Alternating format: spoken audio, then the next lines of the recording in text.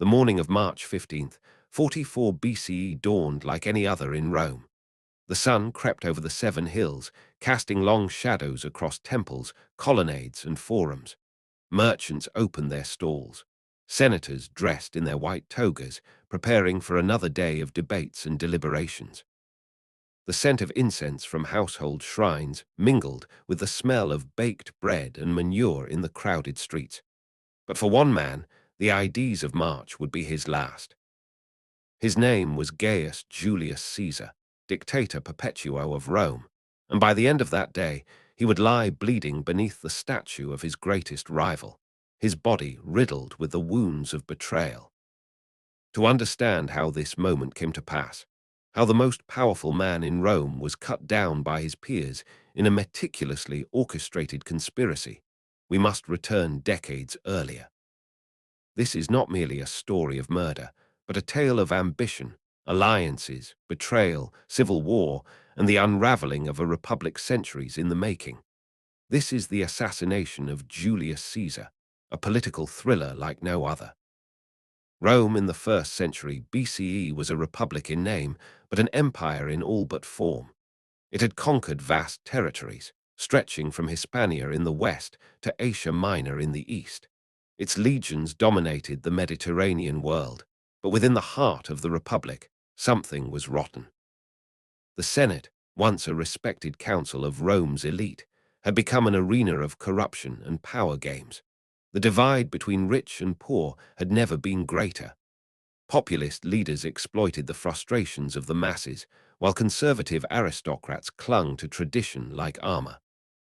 Julius Caesar was born into this world in 100 BCE into the patrician Julian family.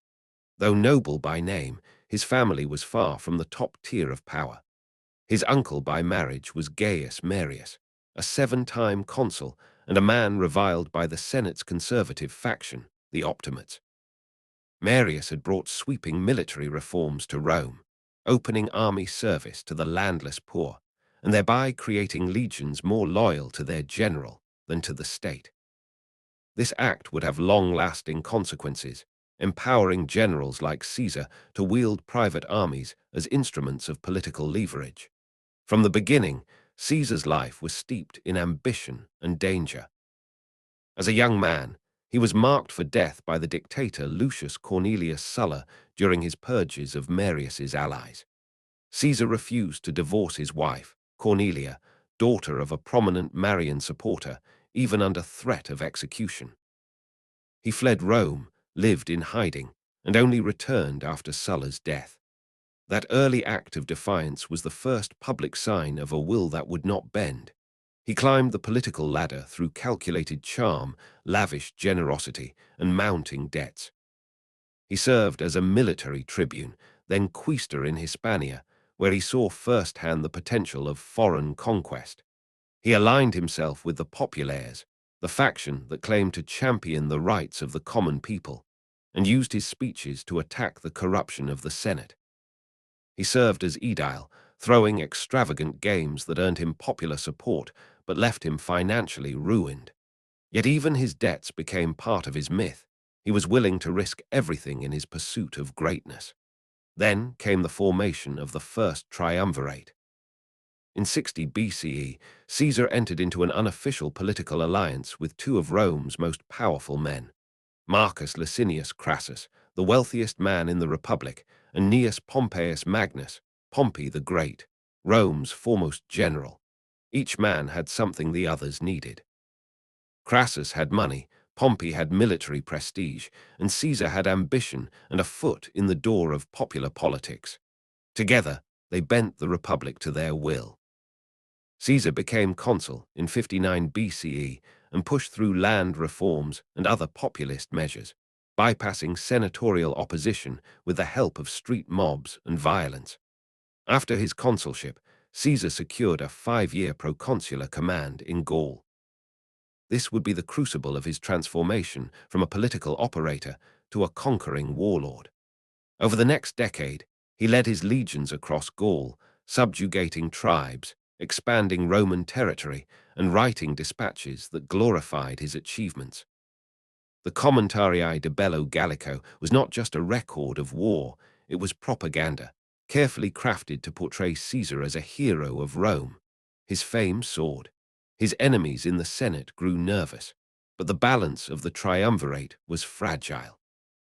Crassus died in 53 BCE during a disastrous campaign in Parthia, his army annihilated. With Crassus gone, tensions between Caesar and Pompey worsened. Once allies, they became rivals. The Senate, increasingly dominated by Pompey and the Optimates, demanded Caesar relinquish his command and return to Rome as a private citizen. But Caesar knew what awaited him if he did: prosecution, humiliation, and the end of everything he had built. So, in 49 BCE, Caesar made the fateful decision to cross the Rubicon River with his army, a direct violation of Roman law. As his legions marched south toward Rome, the Senate fled in panic. Civil war erupted. Caesar's march was swift and brutal. He took the capital, pursued Pompey to Greece, and defeated him at the Battle of Pharsalus in 48 BCE. Pompey fled to Egypt, where he was murdered on the orders of Pharaoh Ptolemy Roman XIII in a failed attempt to win Caesar's favor. In Egypt, Caesar met Cleopatra Roman VII, the charismatic and politically astute queen. Their alliance, both romantic and strategic, strengthened Caesar's influence in the East. Together, they crushed her rivals for the throne, and Caesar left her pregnant with a child, Caesarion. He returned to Rome victorious, hailed as a savior by the people, but eyed with suspicion by the Senate. Over the next 4 years, Caesar consolidated his power. He was appointed dictator multiple times, each term extending his grip on the state. In 44 BCE, he was declared dictator perpetuo, dictator for life. He wore purple robes, sat on a golden throne, and accepted honors traditionally reserved for kings or gods. Statues of him were erected across the city. His face appeared on coins. Senators stood when he entered. He was deified in all but name. To many, Caesar was a genius reformer.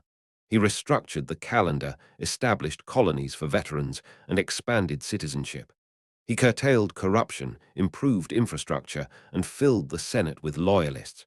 But to others, he was a tyrant in disguise. The specter of monarchy, Rome's oldest fear, hovered over every move he made. Whispers grew louder. Was he planning to make himself king? And this brings us to the conspiracy. Among the senators, a faction began to coalesce. They called themselves liberators, the liberators. They believed they were saving the republic from a despot.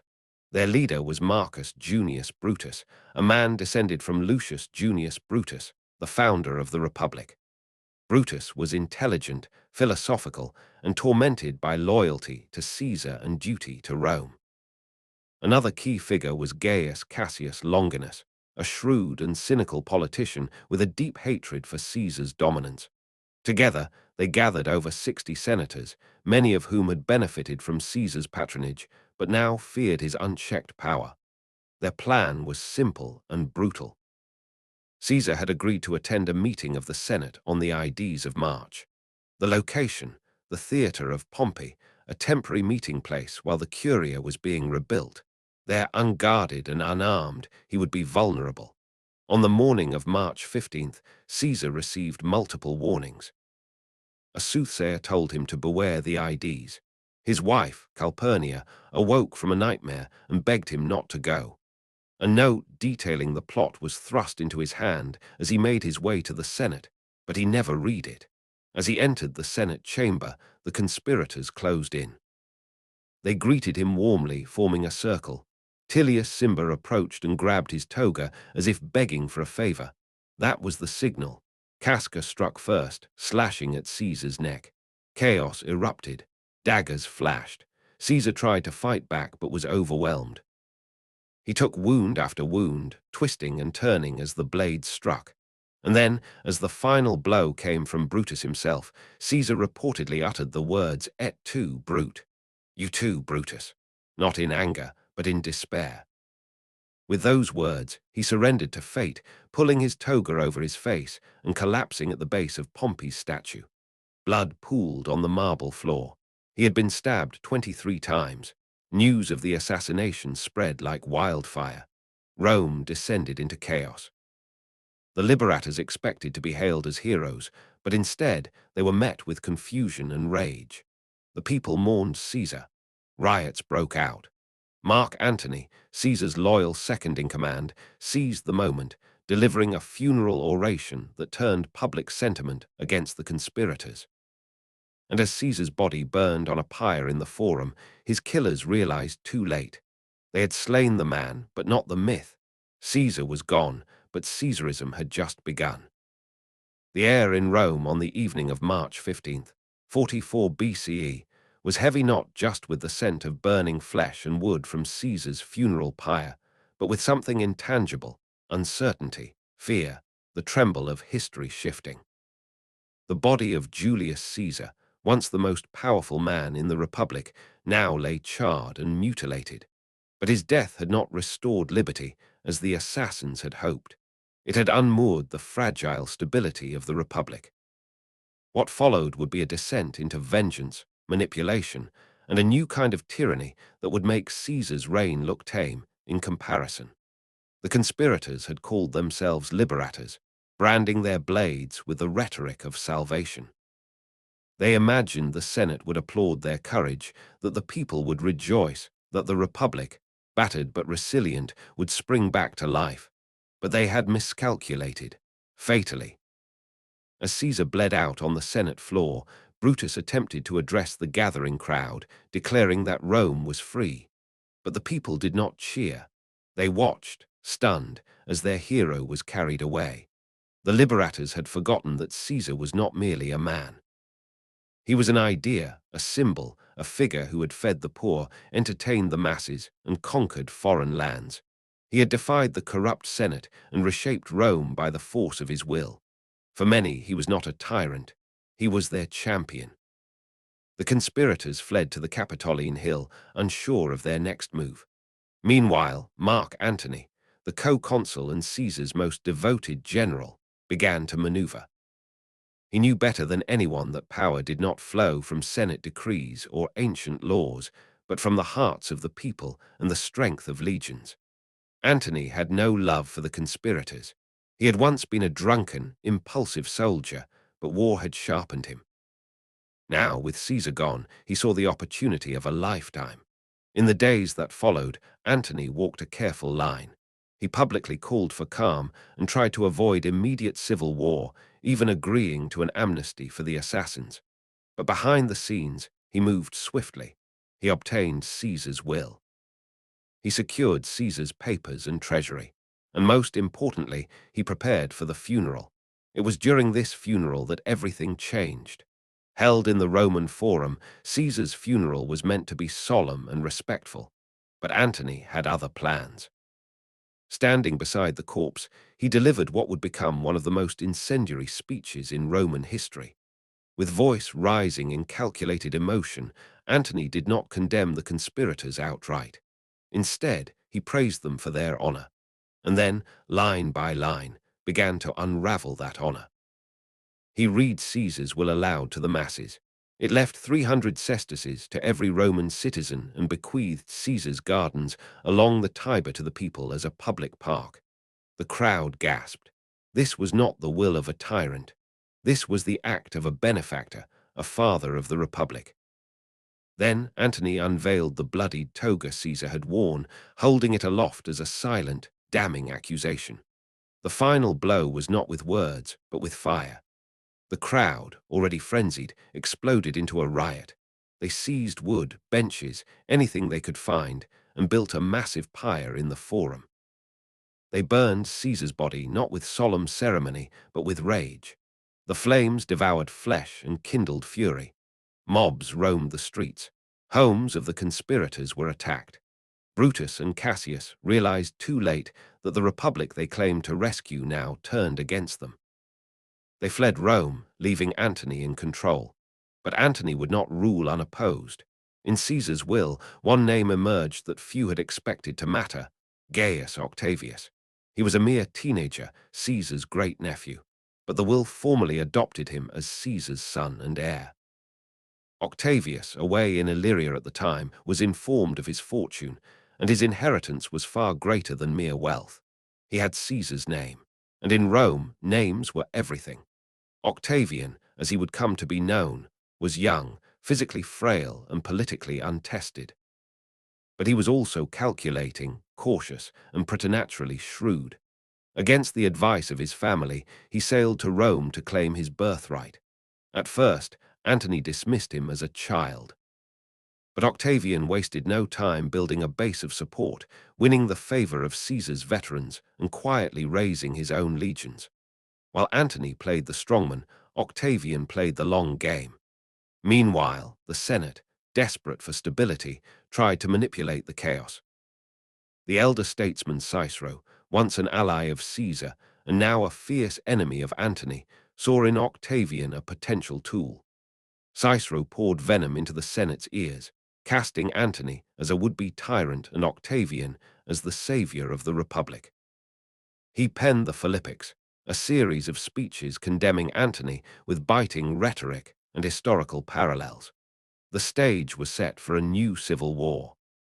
Rome, for a brief moment, had three centers of power: Antony, with his military strength and popular charisma; Octavian, with his name and rising legions; and the Senate, weakened and flailing, but still clinging to the remnants of authority.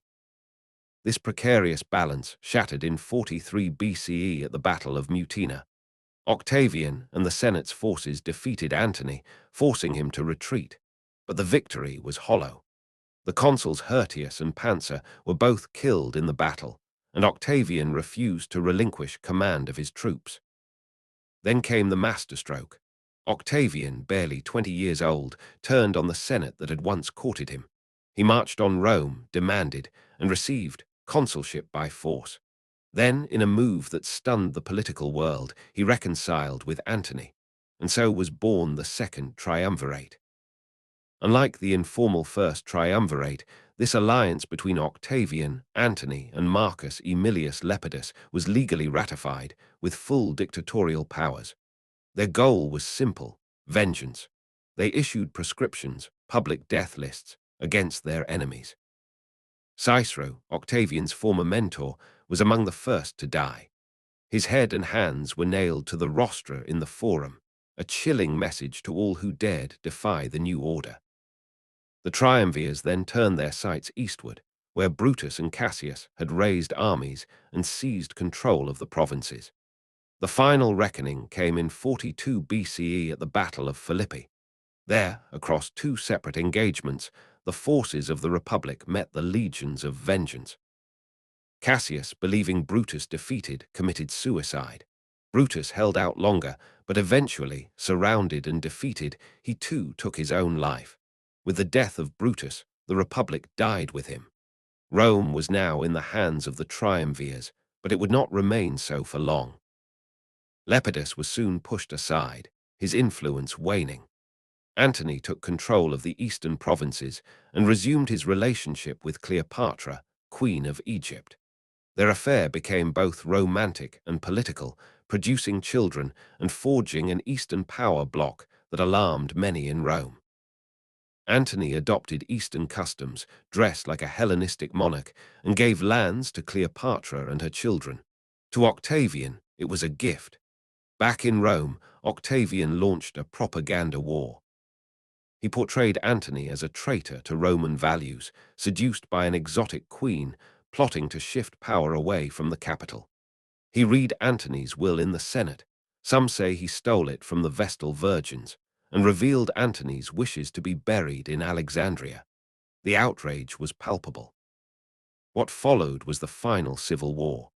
In 31 BCE, at the naval battle of Actium, Octavian's fleet, under the command of Agrippa, defeated the combined forces of Antony and Cleopatra. The lovers fled to Egypt. There, a year later, as Octavian's forces closed in, they both took their own lives. Cleopatra, according to legend, used the bite of an asp. Antony fell on his sword. Their deaths marked the end of the Ptolemaic dynasty and the last challenge to Octavian's supremacy. In 27 BCE, Octavian formally relinquished his extraordinary powers to the Senate, which, in a theatrical gesture, granted them all back. He took the name Augustus. He did not call himself king or dictator, but he ruled as one. Thus began the Roman Empire. It is one of history's great ironies that those who killed Caesar to prevent a monarchy ultimately ensured the birth of one.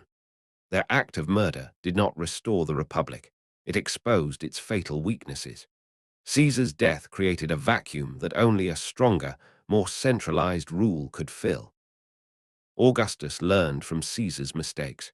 He cloaked his power in republican forms.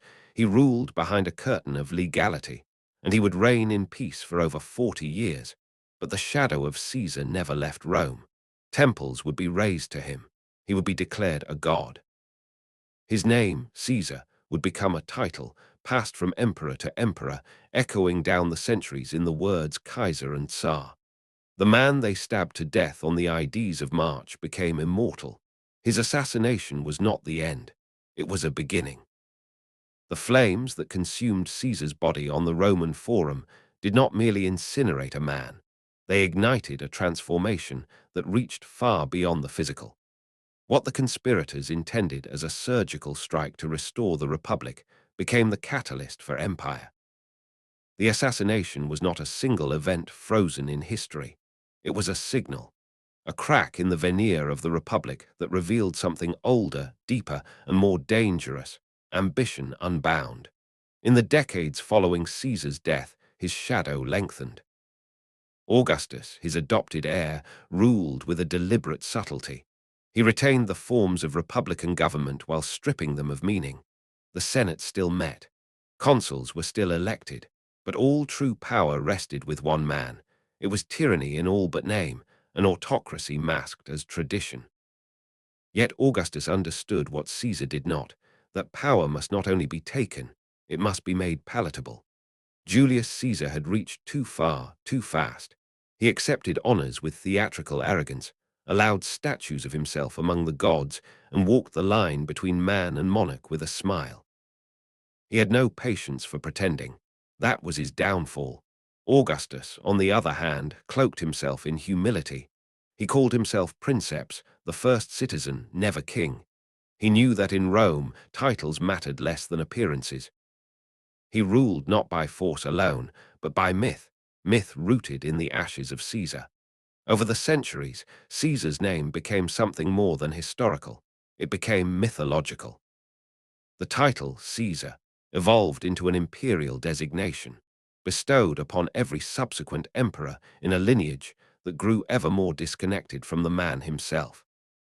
When the Julio-Claudian dynasty fell into madness, Tiberius retreating into paranoia, Caligula descending into sadism, Nero collapsing into fire and performance, Caesar remained the gold standard. Even as emperors were strangled by praetorians or gutted in senatorial coups, his name endured. Because in Rome, to invoke Caesar was to invoke authority itself. But Caesar's legacy was never just Roman. In medieval times, the German emperors of the Holy Roman Empire styled themselves Kaisers, Caesars, claiming continuity with a line of power that stretched back to the Rubicon. The Russian Tsars, too, drew from that same root. For rulers across cultures, Caesar became shorthand for divine right, for rule beyond question. Yet the assassination, the Ides of March, retained its own separate echo, not as failure, but as warning. As the primal example of betrayal in the name of liberty, it haunted political philosophers, playwrights, and rebels alike. In the 16th century, William Shakespeare, with the sharp intuition of a man who knew that history always repeats as tragedy and then as theatre, wrote Julius Caesar. In his version, Caesar is already too powerful to stop. Brutus is not a patriot or a traitor, but a man torn in two. His dilemma, personal loyalty versus duty to the Republic, transcends time. Shakespeare made Brutus the tragic hero, while Caesar loomed as both victim and menace. The play didn't moralize, it dramatized, and in doing so, it ensured that the assassination would never vanish into dusty books.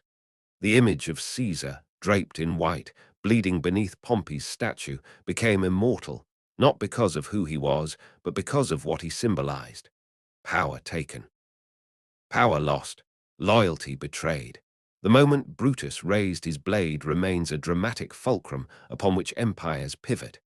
During the Enlightenment, the story of Caesar returned in full force. Thinkers such as Montesquieu and Rousseau examined the fall of the Roman Republic to warn against the dangers of concentrated power. To them, Caesar was not merely a dictator. He was the hinge point between freedom and authoritarianism. His death was a failed attempt to restore balance. The fact that it led to empire only deepened the tragedy. To these men, Brutus was a misunderstood martyr. But in the revolutionary upheavals that followed, in France, in America, and beyond, Caesar's name became more complicated. To George Washington, Caesar was a cautionary tale. When his troops offered him kingship, Washington refused, invoking the fear that any acceptance of permanent rule would lead to Brutus-like consequences. His voluntary retirement after 2 terms was a conscious rejection of Caesarism. But not all revolutionaries shared that caution. Napoleon Bonaparte revered Caesar. He saw in him a figure of boldness and logic, a man who had seized power to bring order, not chaos. Like Caesar, Napoleon rose from the chaos of a collapsing republic, built his legitimacy on military glory, and crowned himself emperor. His admiration bordered on emulation. And again, history repeated. Like Caesar, Napoleon overreached. Like Caesar, he was betrayed, not by knives, but by ambition and the convergence of enemies. His legacy was etched with echoes of Roman tragedy. Even in modern times, the archetype persists. Political assassinations across centuries have been measured against the Ides of March. Lincoln, Gandhi, Kennedy, all framed in the media and public consciousness through the lens of Caesar's murder. The lone figure brought low by violence, the fall from power, the noble or ignoble cause. The question of what comes after. Every time a government collapses or a regime transitions, political analysts reach for Rome, for Caesar, for Brutus, and for good reason. Because the assassination of Julius Caesar was not simply the death of a leader, it was the death of an illusion. The illusion that a republic can withstand limitless ambition, that institutions alone can tame men who reach for crowns. Caesar did not destroy the republic. He revealed that it was already dead, rotting beneath a facade of tradition, held together by inertia and denial. Brutus and the conspirators killed Caesar to stop tyranny, but they had no plan for what came next. No vision, no strength, no unity. They believed the people would rally to the cause of the old republic, but the people had moved on. They had already chosen Caesarism, rule by strength, by clarity, by results. That is the political thriller at the heart of this story.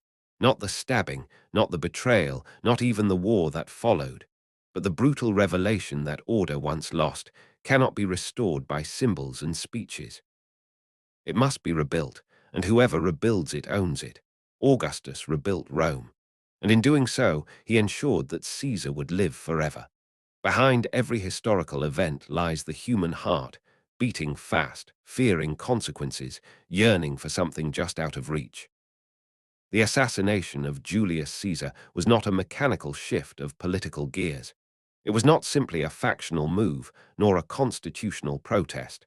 It was a collision of men, of egos and ideals, grudges and loyalty. A tragedy played out not just in marble halls, but in sleepless minds and bloodied consciences. Let us start with Caesar himself. In his final weeks, Caesar was not blind. He was arrogant, yes, but he was not foolish. The signs were everywhere. The Senate had grown cold, some senators avoiding him, others smiling too much. Anonymous notes warned of betrayal. A soothsayer, possibly a priest or astrologer, had whispered his famous warning, "Beware the Ides of March." His wife Calpurnia had terrible dreams, images of the roof collapsing, of blood pouring from the walls, of her husband dead in her arms. Yet Caesar ignored them all. Why? The answer lies in who he had become. This was a man who had stared down death more times than he could count. He had crossed the Rubicon in defiance of the state, defeated Pompey, conquered Gaul, outwitted assassins and rivals, outmaneuvered the Senate, and been offered the crown 3 times before a roaring crowd. He had risen from a bankrupt noble to the ruler of the known world. What was one more threat? To Caesar, the danger was not death, it was retreat. Fear was weakness. Hesitation invited defeat. His entire career had been a gamble, and every time he had won. He walked to the Senate that day not because he believed he was safe, but because he could not allow the world to see him flinch. If they were going to kill him, let it be in the open. Let it be dramatic. Let it be imperial. Some have speculated that he knew, consciously or subconsciously, that his time had come. Others say he believed he was untouchable, shielded by loyalty and awe. But in the end, what mattered was not his belief. It was the blades. Now let us turn to Brutus. Marcus Junius Brutus was no caricature. He was not a cold idealist, nor a jealous upstart. He was a man who lived in a storm of contradictions. Born into one of Rome's most illustrious families, Brutus carried the weight of legacy. His ancestor, Lucius Junius Brutus, had led the revolt that overthrew the last Roman king and founded the Republic. That name, Brutus, was more than a surname. It was a standard, a curse. It marked him from birth as a guardian of liberty, whether he wanted to be or not. And yet, Brutus had grown up under the shadow of Caesar. His mother, Servilia, had been Caesar's lover, perhaps even while pregnant. Rumors swirled that Caesar was Brutus's true father, or at least his surrogate one in influence. Caesar had spared Brutus at Pharsalus despite his fighting on Pompey's side. He had showered him with honors, appointments, and trust. To Caesar, Brutus was a favored son. To Brutus, Caesar was both mentor and menace. That inner war, between gratitude and duty, was what made Brutus the perfect tool for Cassius and the conspirators. They needed a symbol, someone whose presence would turn the assassination from political coup to patriotic act. Without Brutus, it was murder. With him, it was justice. Cassius was the instigator. Lean, intense, driven by a deep loathing for Caesar, Cassius saw in the dictator a personal insult. Caesar had mocked him, overlooked him, eclipsed him. Cassius's hatred was intellectual, emotional, and coldly practical. He saw the danger of monarchy, yes, but more than that, he could not stomach Caesar's dominance. It was Cassius who forged the plan, who approached the senators, who twisted arms and whispered fears, who gave Brutus the speeches he needed to justify the unspeakable. He was a master manipulator.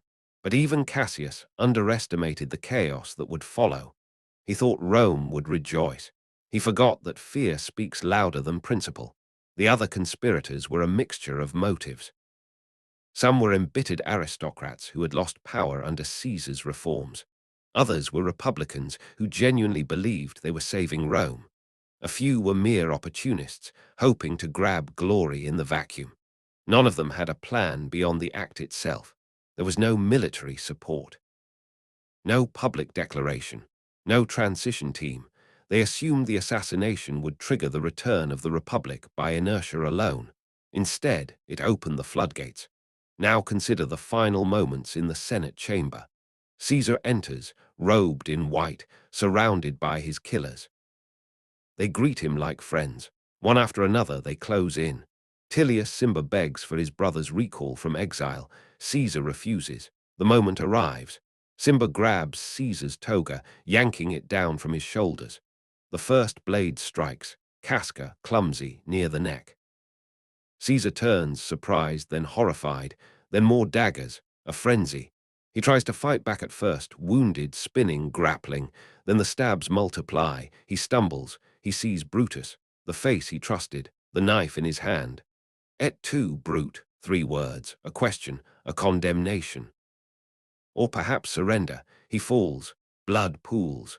Senators run, some screaming, others stunned. The body lies at the base of the statue of Pompey, dead beneath the gaze of a man he had destroyed. And just like that, Rome was changed. In the immediate moments after the killing, Brutus tried to address the Senate. He declared that liberty had been restored, that Caesar's tyranny was over. But no one listened.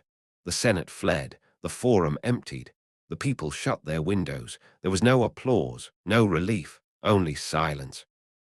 They had not killed a tyrant, they had killed their protector, their benefactor, their Caesar.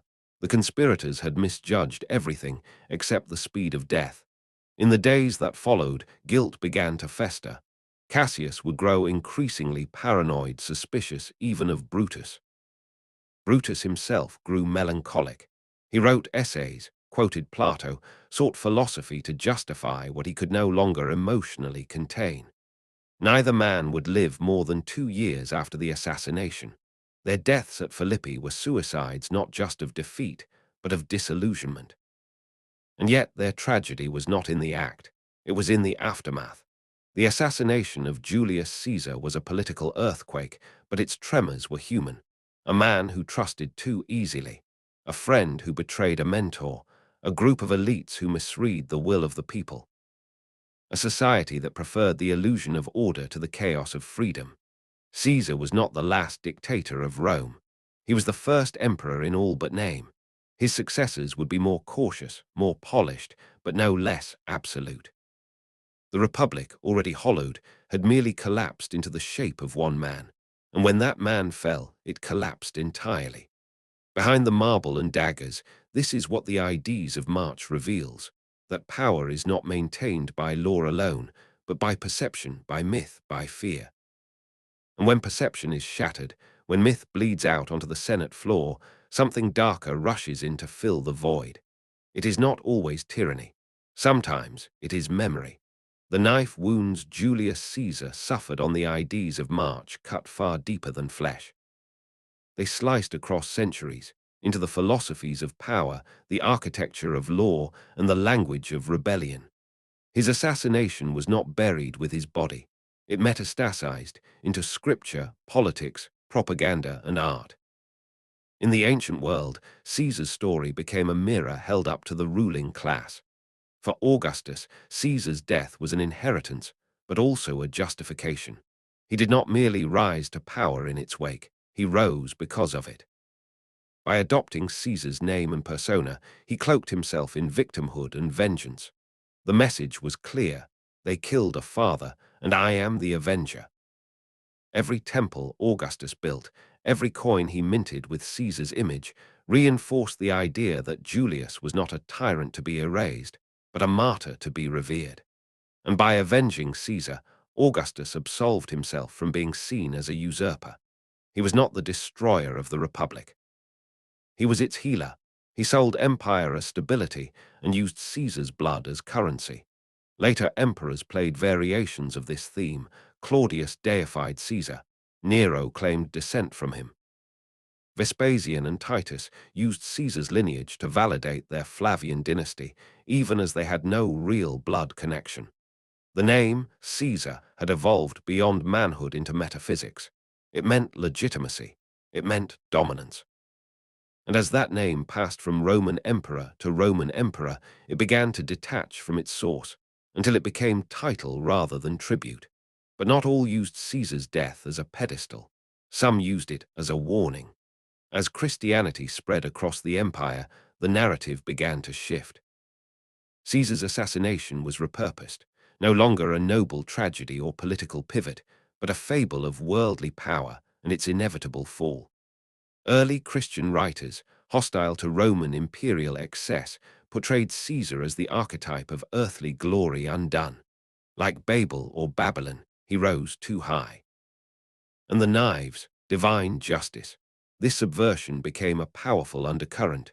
Caesar was not just a man killed by senators. He was an emperor cut down before he crowned himself king.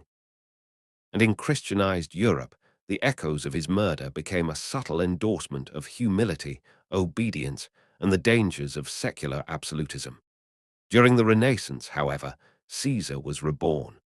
Humanists re-evaluated antiquity not as a pagan cautionary tale, but as a treasure trove of wisdom. Caesar was read again, through his own words. The commentaries on the Gallic War were studied in schools, admired for their clarity, brevity, and strategic brilliance.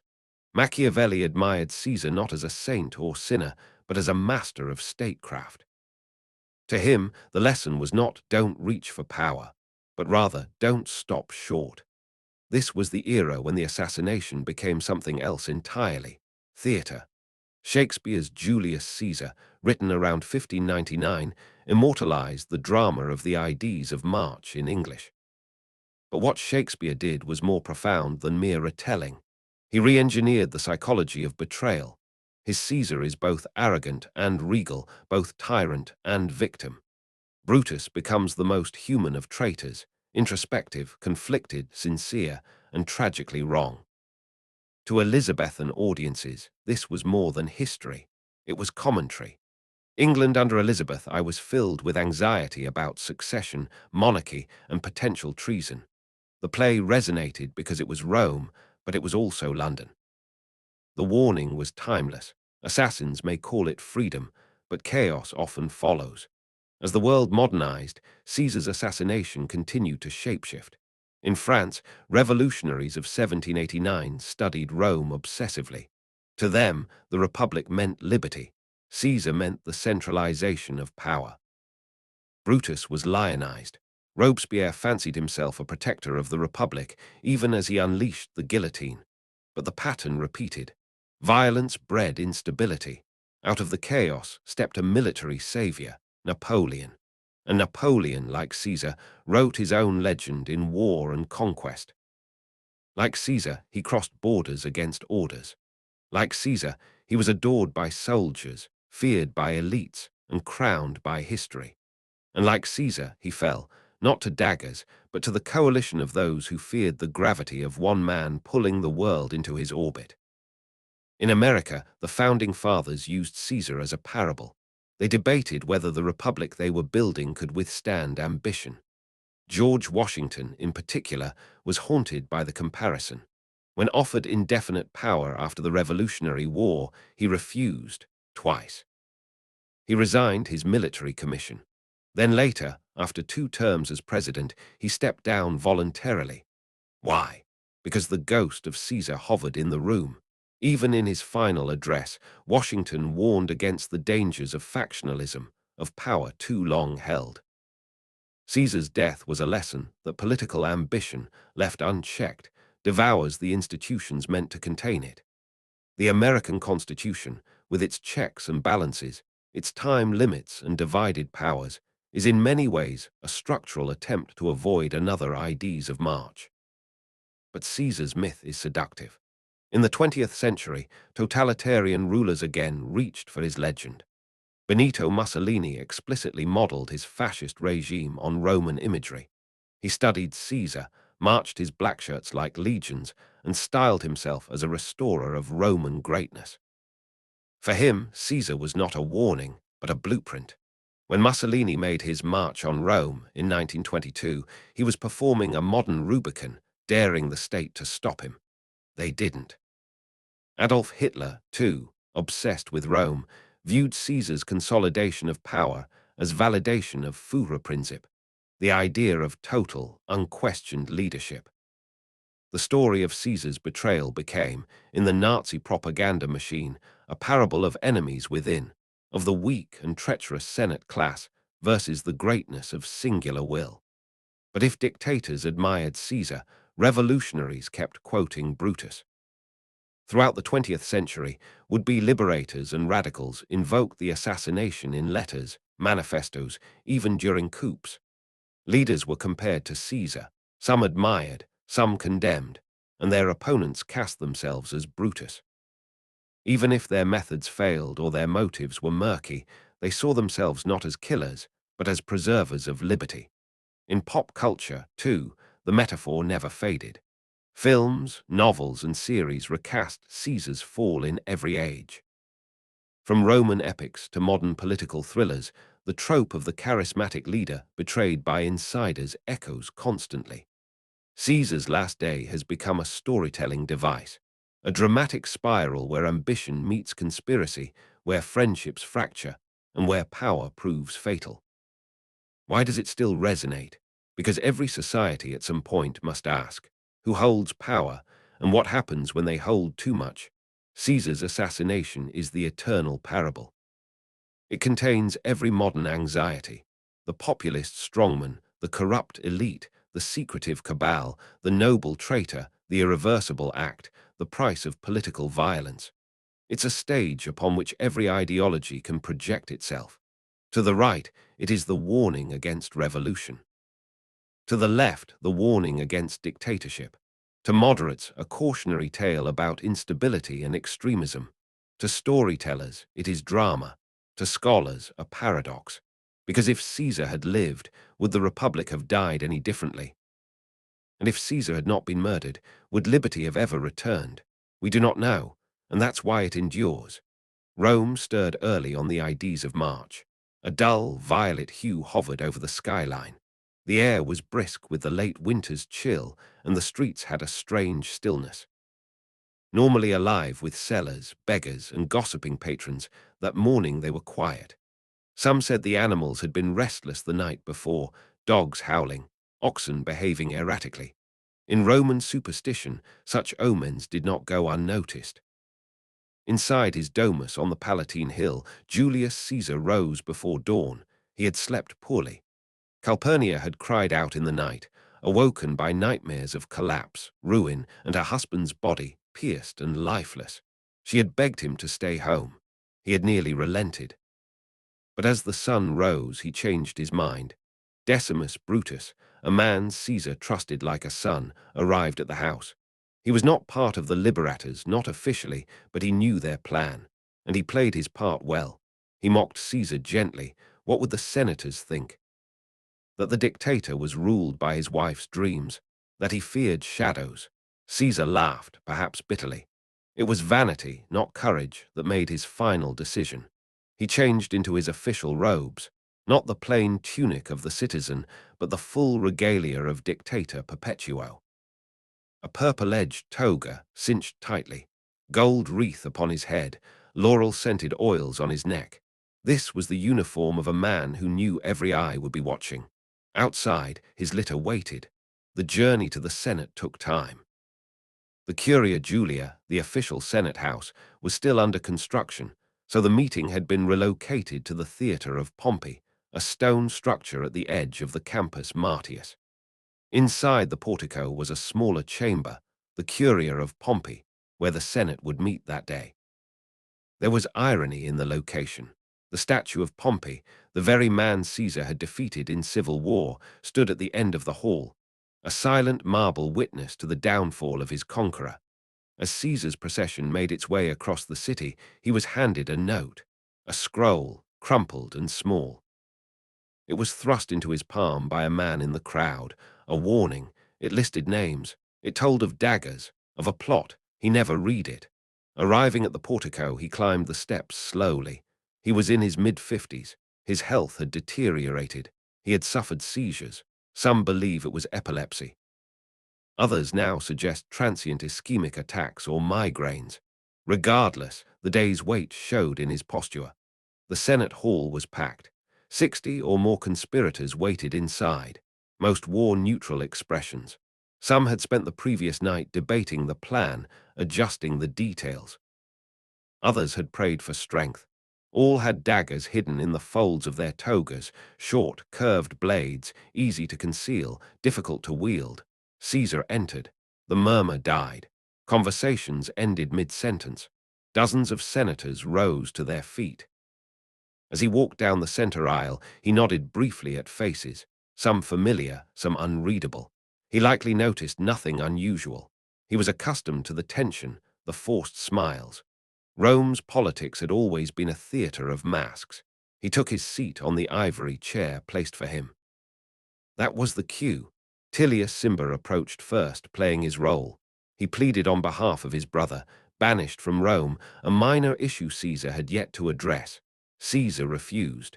Cimber pressed harder. He tugged at Caesar's toga, pulled it down off the shoulders, an aggressive act disguised as desperation. Caesar stood, startled, his mouth opening to speak. Then came the blade. Publius Servilius Casca, standing behind him, drew his dagger and plunged it forward. The first wound, somewhere near the neck or shoulder. It was not deep. Casca was nervous. The blade wavered. Caesar spun. "Casca, you villain, what are you doing?" Casca shouted to his co-conspirators, in Greek, perhaps in panic. "Help, brother." Then the rest came forward. Cassius, Brutus, Albinus, Trebonius, Cinna, Ligarius. The daggers emerged like fangs. Chaos exploded inside the chamber. Some senators screamed and fled. Others stood paralyzed. Caesar, surrounded, attempted to fight.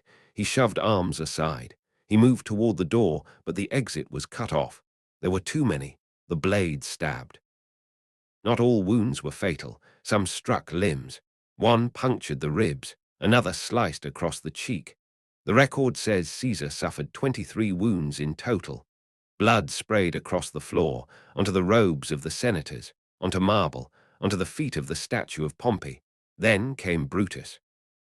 We do not know the exact moment he joined.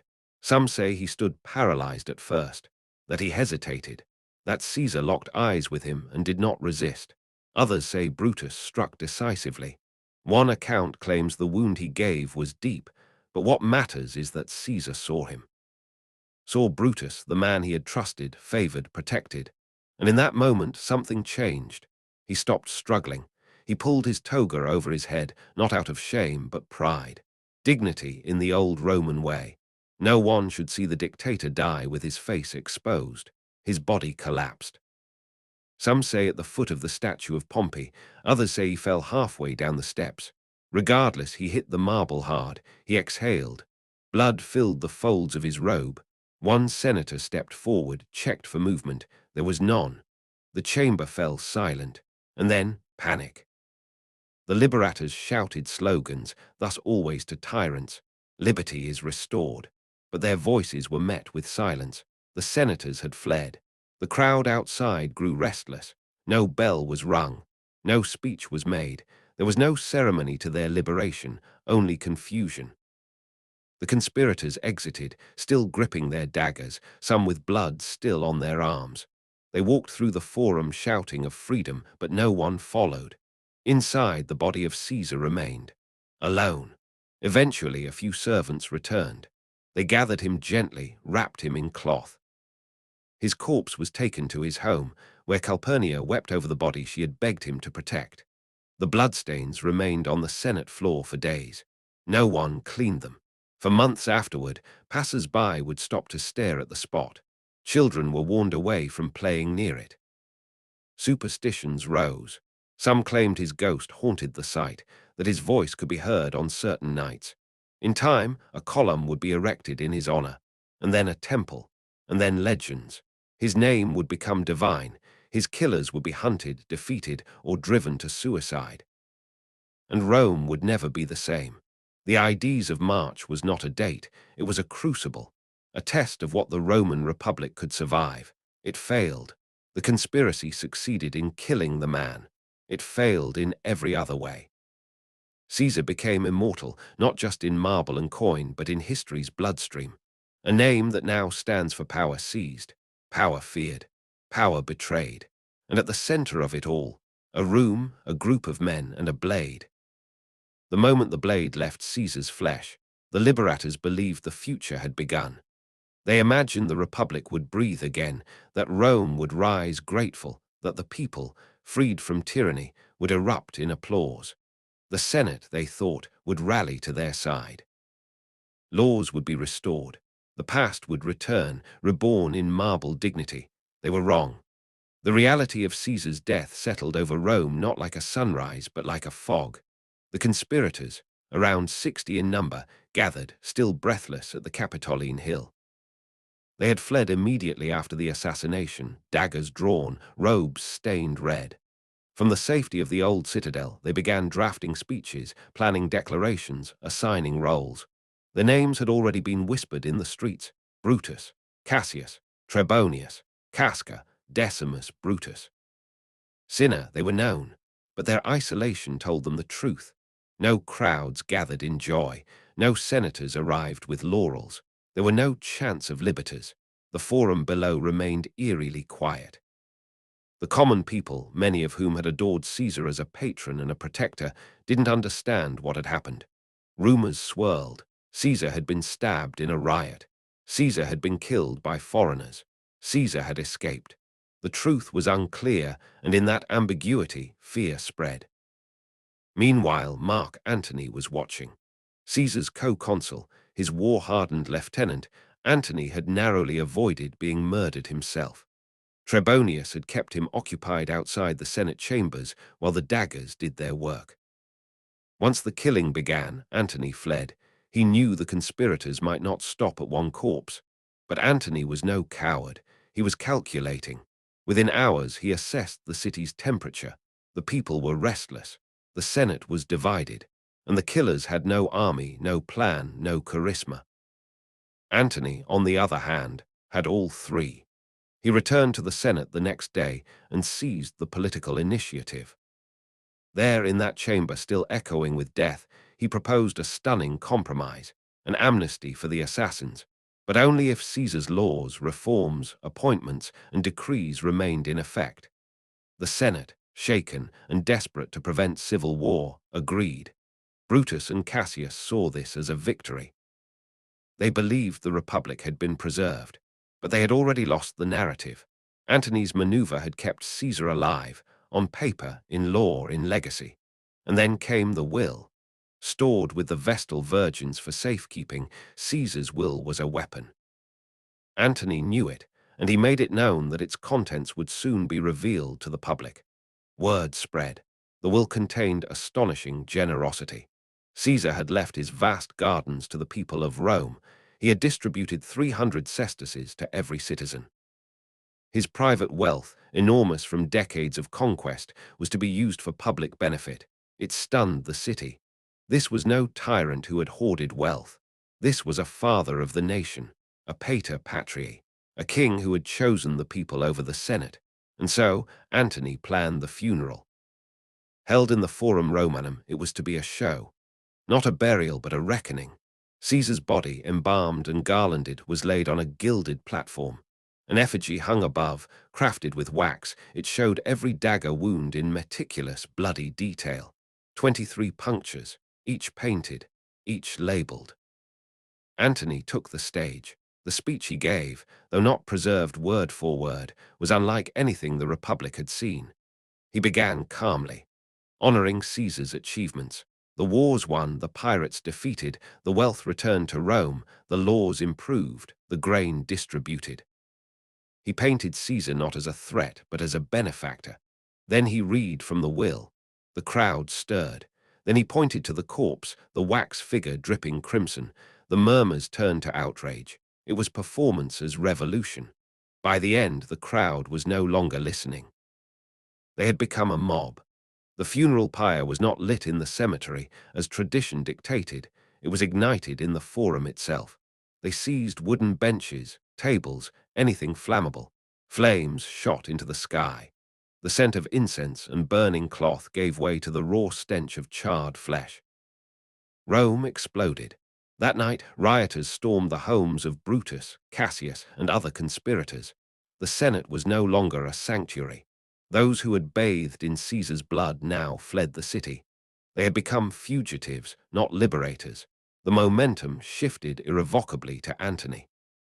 He assumed control of Caesar's papers, treasury, and appointments. He surrounded himself with soldiers, veterans loyal to Caesar's name. He rode through the streets as though he were already dictator. He enacted laws. He made threats. His popularity soared. But Antony was not yet alone on the board.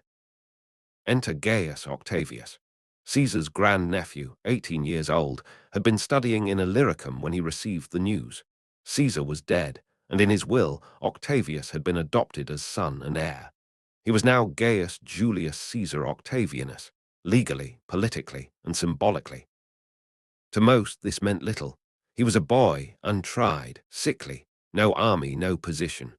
Antony dismissed him as a non-threat, a symbolic heir, easily controlled or brushed aside. But Octavian was not ordinary. He returned to Rome without hesitation, traveling through hostile territory with a small entourage. Upon arriving, he began assembling Caesar's veterans, not by threat, but by loyalty. He told them he was Caesar's son. He paid them out of his own pocket. And when Antony hesitated to deliver Caesar's inheritance to the people, Octavian did it himself.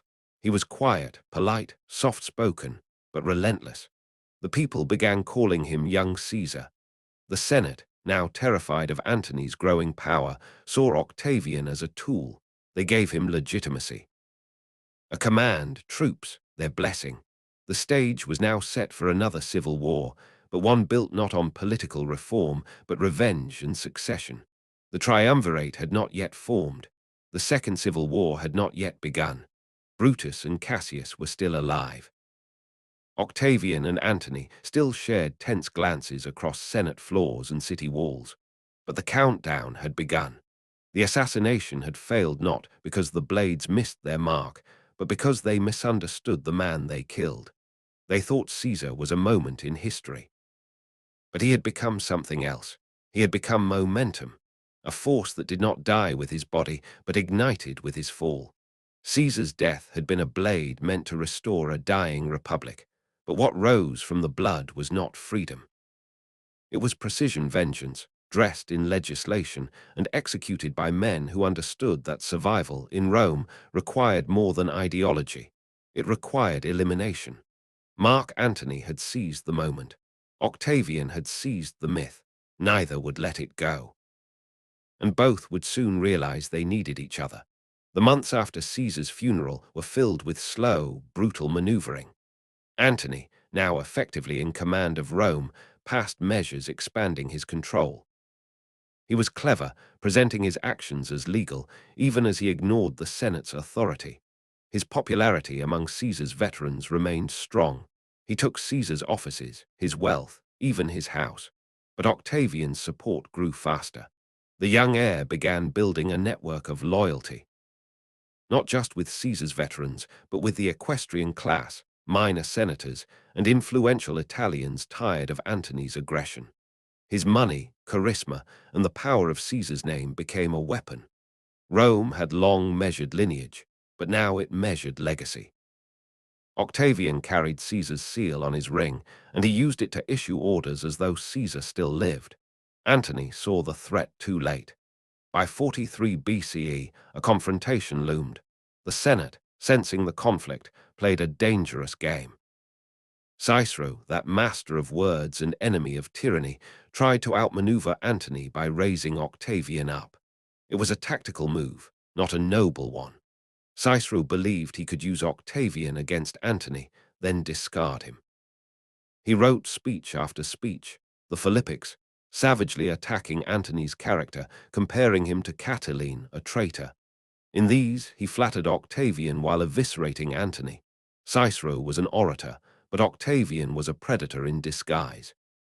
In April of 43 BCE, Octavian and the Senate's forces clashed with Antony at the Battle of Mutina.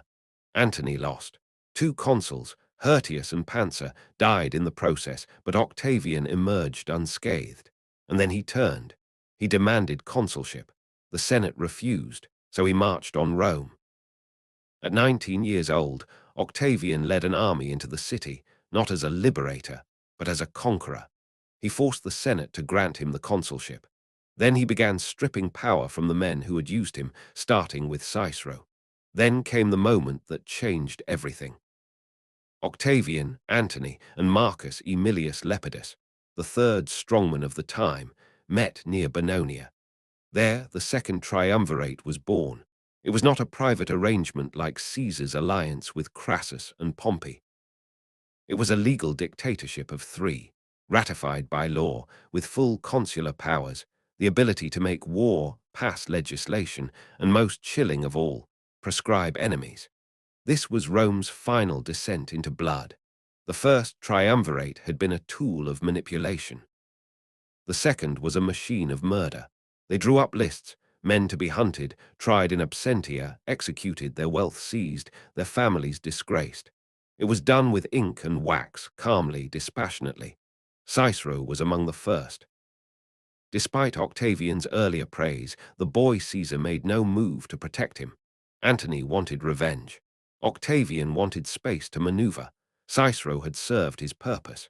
When the soldiers arrived at his villa, Cicero did not resist. He bared his throat. The blades fell. His head and hands were cut off and sent to Rome. Antony's wife, Fulvia, reportedly spat on Cicero's tongue, driving a hairpin through it for all the insults he had made against her husband. His remains were nailed to the rostra, where his speeches had once ruled the forum. This was not justice. This was message. The proscriptions expanded. Wealthy men fled the city or bribed their way to survival. Others were dragged from their beds, their names scratched off only after their throats had been opened. Brothers denounced brothers. Sons betrayed fathers. The liberators, Brutus and Cassius, watched from the east as the Republic was burned to ash.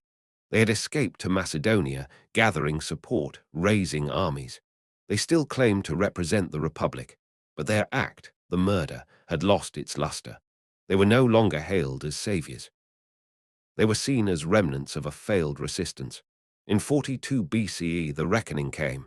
Two vast armies met near Philippi in Macedonia. On one side, Brutus and Cassius. On the other, Octavian and Antony. Two battles were fought.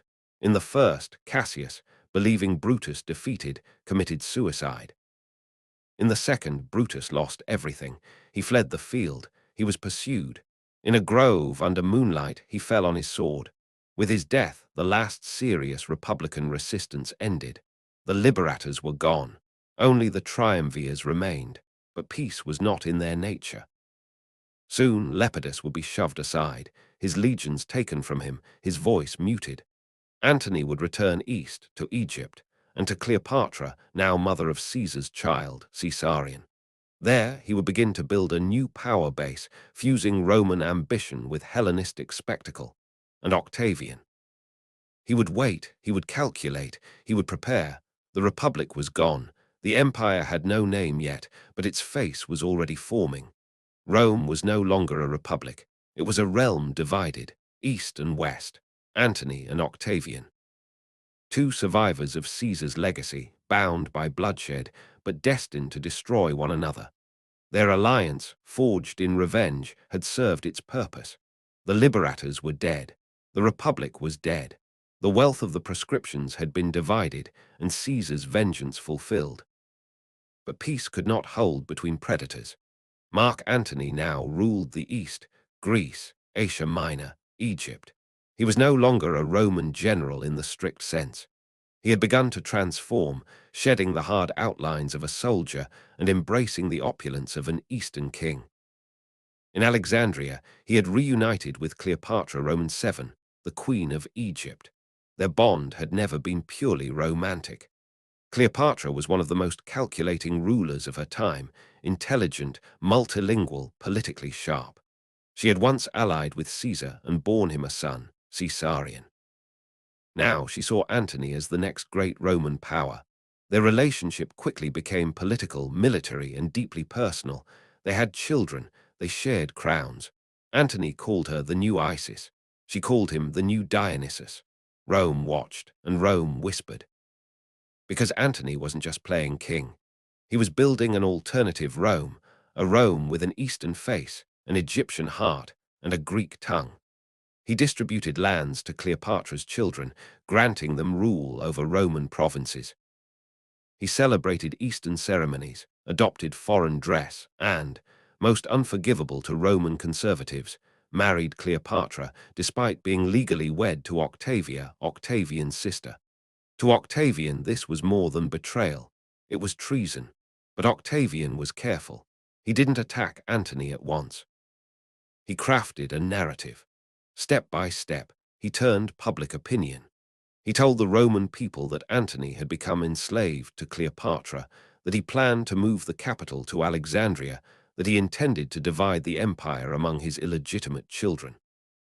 He emphasized one chilling phrase: Antony is no longer Roman. But it was Antony's will that sealed his fate.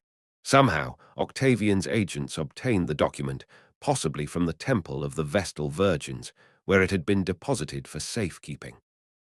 In it, Antony asked to be buried, not in Rome, but in Alexandria beside Cleopatra. This was the final straw.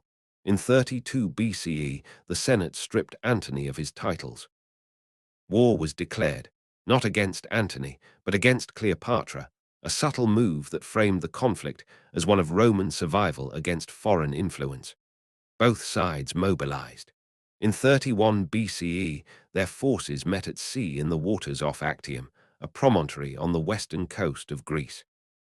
Antony and Cleopatra commanded a massive fleet. Octavian, whose military brilliance was less pronounced than his political cunning, placed his faith in Marcus Vipsanius Agrippa, a gifted naval commander. The battle was one of maneuver and attrition. Agrippa cut off supply lines, outflanked Antony's ships, and harassed them with superior tactics. As the fighting intensified, something unexpected happened. Cleopatra's fleet broke off and fled. Antony followed. Some say it was prearranged. Others claim panic. Either way, the signal it sent was catastrophic. Antony's forces began to lose heart. The battle turned, and with it, the course of Roman history. Antony and Cleopatra retreated to Egypt. Octavian pursued. It took a year, but in 30 BCE, his legions reached Alexandria. They stormed the city with minimal resistance. Inside the palace, Antony, believing Cleopatra already dead, fell on his sword. But the wound was clumsy. He survived, bleeding out slowly. He was brought to Cleopatra's side. There, in a final, macabre reunion, he died in her arms. Cleopatra, left alone, attempted negotiation with Octavian. She offered wealth, alliance, perhaps even herself. But Octavian was unmoved. He saw only two threats, Cleopatra and her son by Caesar, Caesarion. Cleopatra soon realized her fate. Rather than face humiliation in a Roman triumph, she chose death. How she died remains uncertain. Some say she used the bite of an asp hidden in a basket of figs. Others believe it was poison hidden in a hairpin. Whatever the method, she was 39 years old, the last pharaoh of Egypt, and the last true challenge to Octavian's absolute rule. With her, Egypt fell. It became a Roman province. And Caesarion, Octavian had him quietly executed. The child was no longer a symbol. He was a liability. There is room for only one Caesar, Octavian is reported to have said. And so there was. Now alone, unchallenged, Octavian returned to Rome in triumph. He did not declare himself dictator. He did not crown himself king. He understood better than Caesar that Rome feared monarchy. He used the Senate. He accepted titles, Princeps first citizen, Augustus the revered one. He allowed the republic's structure to remain, consuls, tribunes, assemblies, but it was all a mask. He controlled the legions, the treasury, the provinces, and more than that, he controlled the myth. He was Caesar's son. He was the man who avenged Rome. He was the architect of peace after decades of blood. In 27 BCE, the Senate officially granted him the title Augustus. Thus ended the Roman Republic, and thus began the Roman Empire. It would endure in one form or another for nearly 1,500 years. And at its center, always, was the ghost of Julius Caesar, a man whose death destroyed what he could never have ruled. He had not become king, but he had made monarchy inevitable. The body of Julius Caesar was reduced to ashes in the heart of the Forum Romanum, but his legacy was not. It lived in laws, in language, in lineage, and most enduringly in symbol. Julius Caesar did not simply die. He transformed, from man to myth, from general to god, from ruler to warning. His name, once personal, became political capital, stamped on coins, recited in titles, and invoked on battlefields for 2,000 years. Even the name Caesar was no longer just his. It was every ruler after him. Augustus, Tiberius, Caligula, Claudius, Nero, they all bore the name Caesar. Later, emperors added it as a suffix to define their legitimacy, regardless of family connection. The word traveled through empires. In Germany, it became Kaiser. In Russia, it became Tsar. In every case, the title meant more than king. It meant the one who ruled as Caesar had ruled, total, absolute, and beyond mortal reproach. But his death, too, traveled. The Ides of March became the gold standard for betrayal. Et tu, brute. The phrase, likely invented centuries after the fact, became the script of every intimate treachery ever whispered in theatre or politics. In that imagined moment, Caesar was not just a ruler murdered by enemies. He was a man destroyed by someone he loved, and that wound has outlived every empire. In literature, Caesar became every overreacher, every tragic figure undone by fate, ambition, or hubris. Shakespeare's Julius Caesar immortalized him in English. The play, written around 1599, turned his assassination into allegory. Caesar became a riddle. Was he a tyrant or a savior? Was Brutus a patriot or a murderer? The ambiguity made it immortal. Actors, from ancient amphitheaters to modern stages, have knelt beneath invisible daggers, reenacting the fall of power again and again. In art, Caesar's final moment was captured in oils and marble, in Renaissance frescoes, in neoclassical sculpture and romantic tragedy. The white robe, the raised arms, the blood blooming across his chest like a crimson flower. His death became a visual language of ruin, the moment when greatness meets mortality. But it was in politics that Caesar's ghost truly endured. In every revolution, his name has been invoked, either to justify rule or to resist it. Napoleon saw himself as the new Caesar. His coronation, his reforms, even his downfall echoed the arc of Rome's most famous dictator. The Bonapartist mythos made Caesarism modern. In the 20th century, totalitarians and republicans alike claimed Caesar's mantle. Benito Mussolini idolized Caesar's control. He saw fascism not as a break from Rome, but a return. He built roads and monuments in Caesar's name. He dreamed of Mediterranean dominance and modeled speeches on the clarity and rhythm of Caesar's commentaries. Adolf Hitler studied Caesar's crossing of the Rubicon and imagined his own rise as a divine inevitability. The cult of leadership, the Führerprinzip, owed its philosophical DNA to Caesarism, the belief that the leader is the state. Even democratic leaders could not escape the gravity of Caesar. George Washington, hailed as the American Cincinnatus, was offered lifetime leadership after the American Revolution. He refused. Why? Because the founders had read Plutarch. They had studied the Ides of March. Washington's voluntary relinquishment of power was not merely humble, it was strategic, meant to draw contrast with Caesar. The American system, its term limits, its separation of powers, its fear of concentrated authority, is, in part, an anti-Caesar design. Yet the fear of a Caesar rising again has haunted democracies ever since. In times of crisis, the strongman returns, sometimes called a savior, sometimes a tyrant, often both, and in each case the whispers begin, is this our Caesar, and who will be our Brutus? The Ides of March, as a phrase, survives as a cultural code, a shiver in the political calendar, a reminder that no throne is permanent, no power immune to knives. It has been referenced in parliaments and protests, in editorials and history classes, in cinema and satire. It is part of the language now. And what of Caesar himself? His writings still endure, the Gallic Wars, the Civil Wars, read by students, historians, and generals alike. His Latin is clear, structured, tactical, just like the man. He refers to himself in the third person, detached, clinical, never showing doubt.